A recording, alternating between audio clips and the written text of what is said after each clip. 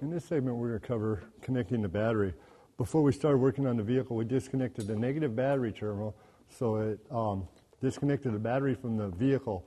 That made it safe to work on electronically. It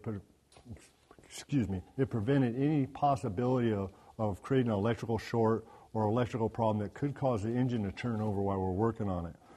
So after we replace the negative terminal, then you just need to slide it down over, make sure that it goes all the way down.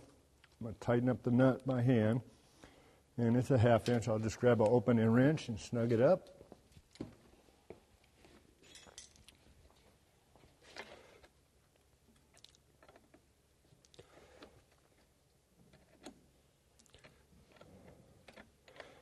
And after tightening it, I'm going to check it with my hand, make sure I can't twist or turn it.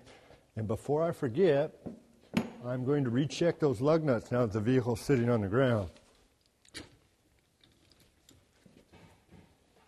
So I always like to check the tightness pulling up. It's just a more comfortable position for me and less chance of injury. If you do tighten it going down, make sure you keep your hand in the open position. That way if anything slips off, you don't end up smashing your knuckles into the floor, the ground, or the tire.